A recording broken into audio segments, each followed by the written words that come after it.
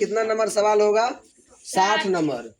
देखिए 60 नंबर आप लोगों में क्या पूछा था परीक्षा में, यदि साइन थीटा बराबर कितना है 24/25 तो कहता है टेन थीटा बराबर क्या होगा। तो आप लोगों को पता होगा त्रिकोणमिति में कि अगर इस तरह का सवाल आप लोगों को बनाने के लिए दिया जाता था तो तीनों भुजा का मान जो है पता रहना जरूरी था। तो इसमें अभी देखिए साइन थीटा बराबर क्या दिया हुआ है 24/25।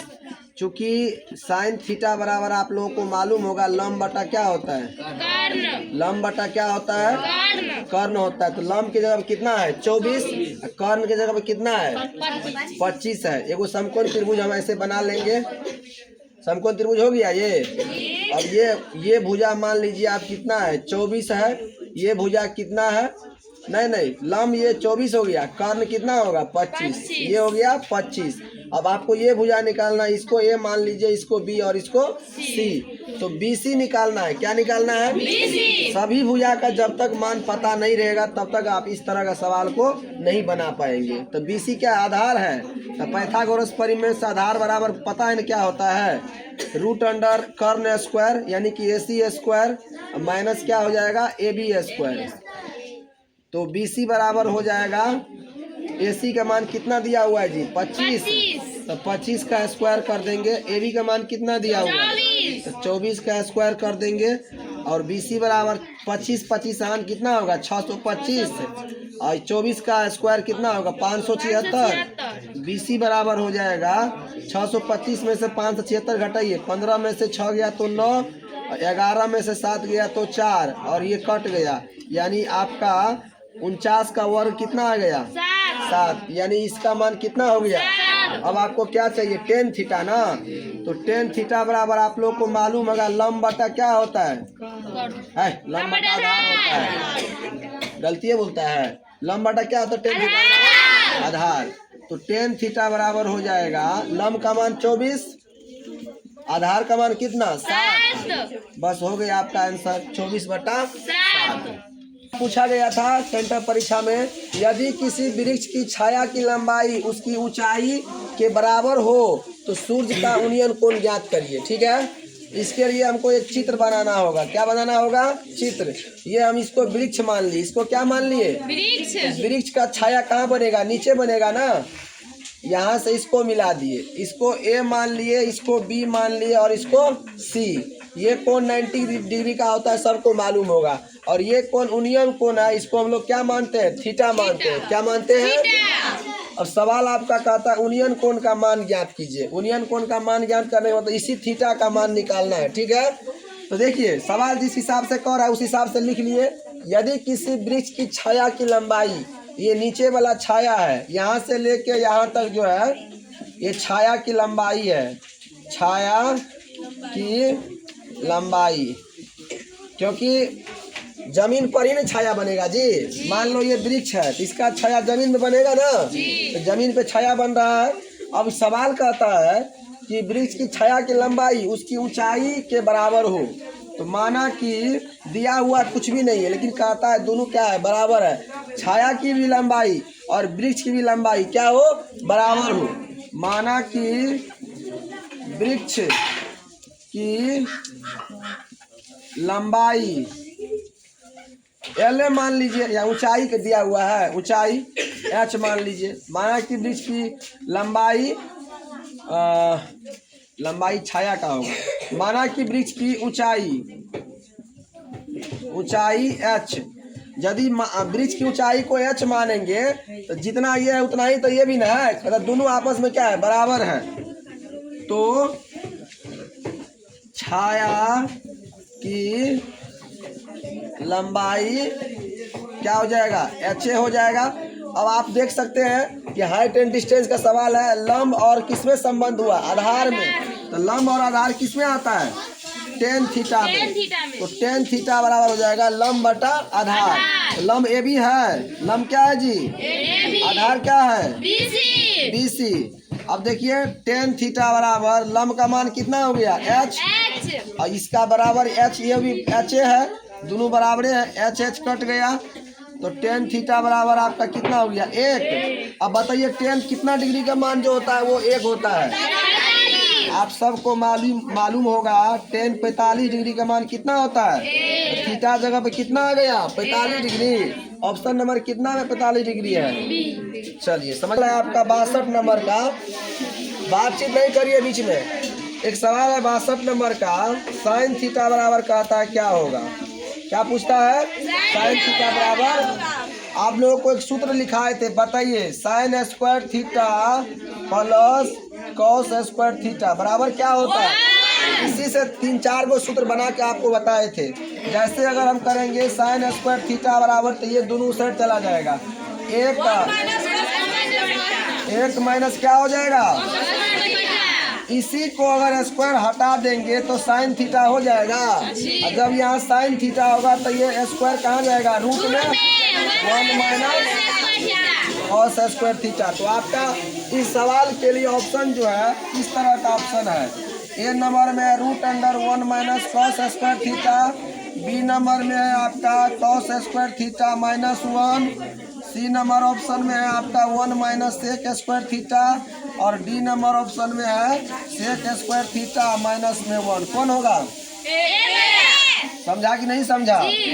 चलिए पास एक क्वेश्चन पूछा गया था 63 नंबर में, कहता निम्नांकित में कौन 1 के बराबर नहीं है। तो देखिएगा इनमें से कौन जो है 1 के बराबर नहीं है। आप लोग त्रिकोणमिति सूत्र में याद किए थे और सिद्ध करके भी हम बताए थे आप लोगों को कि sine square theta plus cos square theta बराबर क्या होता है 1 होता है। लेकिन हमारा आंसर ये नहीं है, कहता कौन नहीं होगा, इसका तो मान 1 होता है ना, तो किसका मान 1 नहीं होता है। तो देखिए ऑप्शन नंबर ए तो नहीं होगा, बी नंबर में sec square theta -10 square theta बराबर भी आपको 1 पढ़ाए थे कि नहीं पढ़ाए थे, तो ये भी आपका जो है नहीं होगा। Cosec square theta -10 square theta बराबर भी 1 होता है, तो ये भी आपका 1 होता है, ये भी आंसर नहीं होगा। लेकिन ये नहीं पढ़ाए थे कि sine square cos square minus sine square बराबर क्या होता है 1 होता है, ये पढ़ाए थे। तो यही हमारा क्या हो जाएगा, इतना बराबर 1 नहीं होता है, इसलिए आंसर हमारा क्या हो जाएगा, डी हो जाएगा। का एक सवाल पूछा हुआ था आपके सेंटर परीक्षा में, इसके लिए आपका ऑप्शन है, मैं ऑप्शन भी लिख दे रहा हूँ। ऑप्शन ए नंबर में है, इस सबको खांसी होने लगा है जी। ऑप्शन ए में है x - 9 into x + 5। B number option है x + 9 into x - 5। C number option है आपका x + 15 इंटू x - 3, और डी नंबर ऑप्शन है आपका x - 15। तुम लोग बात करेगा, दिखा देंगे हम खेला। अब देखिए चारों ऑप्शन में से कौन ऑप्शन होगा, ठीक है। तो यहाँ पर x - 9 into x + 5, x + 9 into x - 5, x + 15 into x - 3, x - 15 into x + 3। अब इसका माना क्या निकालना है, माना हल निकालना है, गुणनखंड निकालना है। क्या निकालना है, लिख लीजिए सवाल, x² - 4x - 45 बराबर। अब इसका गुणनखंड हम लोग को पता है कि मध्य पद को हम लोग तोड़ते हैं। किसको तोड़ते हैं, सिर्फ मध्य पद पर ध्यान देना है हमको, शुरू वाला और लास्ट वाला सेम का सेम लिखाएगा। अब यहाँ पर देख सकते हैं -9x और +5x यदि हम करेंगे तो माइनस और प्लस में यहाँ माइनस का चिन्ह ज्यादा है, 9 में से 5 जगह कितना बच जाएगा -4। उसके बाद यहाँ 9 × 5 = 45 भी हो जा रहा है गुना करके, और यहाँ माइनस में कितना है 45। अभी दोनों में से एगो कॉमन है, दोनों में से कोई दो गो पे एगो कॉमन लेंगे, इस दो गो पे भी एगो कोई संख्या कॉमन लेंगे जो दोनों को क्या कर दे, विभाजित कर दे। तो यहाँ पर देख सकते हैं कि x कॉमन लेते हैं तो x माइनस कितना हो जा रहा है 9 हो जा रहा है। अब प्लस में यहाँ अगर 5 कॉमन लेते हैं तो यहाँ भी x माइनस कितना हो जा रहा है 9। यह चीज ध्यान रहे गुणनखंड में कि ये दोनों गुणनखंड क्या होना चाहिए, समान होना चाहिए। यदि समान नहीं है तो आपका क्या हो जाएगा, सवाल गलत हो जाएगा। तो देख सकते हैं दोनों समान है कि नहीं है। तो दोनों गुणनखंड में से कोई एक लेना है और जो कॉमन लिए हैं आप उसमें से वो ले लेना है। तो कॉमन क्या सब लिए थे, x + 5 क्या सब लिए थे जी, इधर क्या है दोनों में एक में है। अब आप खोजिए देखिए कहाँ पर आंसर है। ऑप्शन ए नंबर में x - 9 into x + 5, x - 9 into x + 5 option number A चला जाएगा। सवाल है जो आपके परीक्षा में पूछा गया है 65 नंबर का सवाल कुछ इस प्रकार से है। निम्नलिखित में कौन सी अपरिमेय संख्या है, निम्नलिखित में कौन सी अपरिमेय संख्या है, जिसके लिए ऑप्शन आपके पास है। ऑप्शन देखिए क्या सब है, √81 या गुना √4। बी नंबर ऑप्शन है रूट में 12 गुना √3। सी नंबर ऑप्शन है रूट में 100 प्लस में कितना है जी, प्लस नहीं है गुन्ने में है, गुना कितना है 10। डी नंबर ऑप्शन है, चलो डी नंबर ऑप्शन को यहाँ लिख लेते हैं। डी नंबर ऑप्शन है रूट में 11 और गुना रूट में 11। अब इसमें कहता है कौन जो है अपरिमेय संख्या है। तो सबसे पहले सब का हम लोग क्या करेंगे, हल करेंगे। क्या करेंगे, हल करेंगे।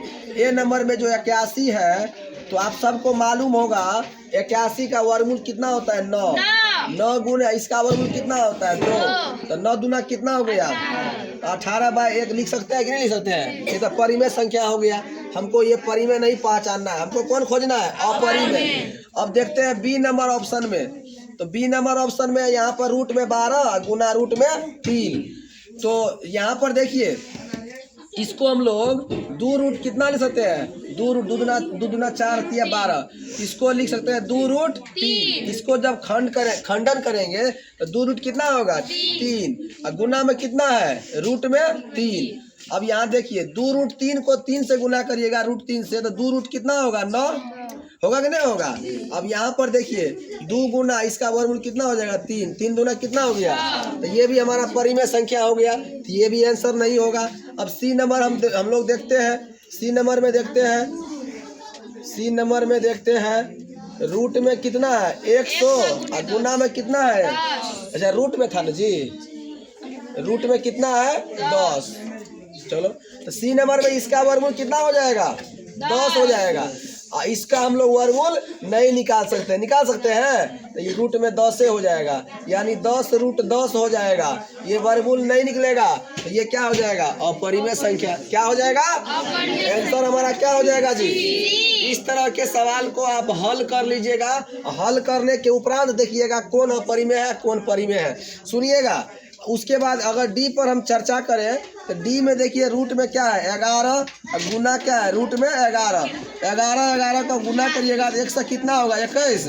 इसका वर्गमूल कितना होता है 11। ये परिमेय संख्या हो जाएगा। जबकि कोसेक 90 डिग्री या माइनस क्या है 5 है। क्या है ये, आप लोगों को हम बताए थे ये थीटा के जगह पे कुछ भी आ सकता है। बताए थे कि नहीं बताए थे। तो थीटा जगह पर जो रहेगा वही हम लोग सूत्र में लेंगे। इसका जो मान हो जाएगा कोसेक 90 - 5 का इसका मान हो जाएगा सेक 5। क्या हो जाएगा, जो वहाँ रहता है यही हम लोग इस यहाँ पर भी लेते हैं। समझ में आ गया ना सबको। सवाल है हमारे पास जो आपके परीक्षा में पूछा गया था 67 नंबर में। यदि रूट में 3 थीटा बराबर tan थीटा बराबर कितना है 1 है तो कहता है cos square theta minus sin square theta बराबर ये 1 दिया हुआ नहीं है, कितना होगा। समझ गया। आपके पास सवाल है यदि √3 tan थीटा बराबर 1 हो तो cos square minus sin square बराबर कितना होगा, यही ना सवाल है जी। चलिए इसको हम लोग सॉल्व करते हैं। सॉल्व कैसे करेंगे, यहाँ पर लिख लेते हैं, यहाँ पर जगह कम है, खैर रहने दीजिए। रूट में tan थीटा बराबर 1 है रूट में 3 टेन थीटा बराबर 1 है, तो टेन थीटा बराबर क्या हो जाएगा जी? 1 बाय कितना हो जाएगा? ये दोनों गुना में है कि नहीं है? अगर हम टेन थीटा बराबर निकालेंगे तो रूट 3 कहाँ हो जाएगा? भाग में जाएगा। अब टेन थीटा बराबर कितना हो गया? 1/√3। एक समकोण त्रिभुज छाप लेते हैं। ये क्या है? समकोण त्रिभुज है कि नहीं जी? अब यहाँ पर इसको ए मान लो, इसको बी मान लो, इसको सी मान लो। और ये आपको पता होगा टेन थीटा बराबर लंब बटा क्या होता है? आधार होता है। टेन थीटा बराबर तो लंब कितना हो गया? 1। आधार कितना हो गया? रूट में 3। और देखिए ये निकालना है हमको, बताए थे ना इस टाइप का जब भी सवाल आपको आ जाए तो तीनों भुजा का पहले मान पता कर लीजिए, तबे आगे बढ़िए सवाल बनाने के लिए।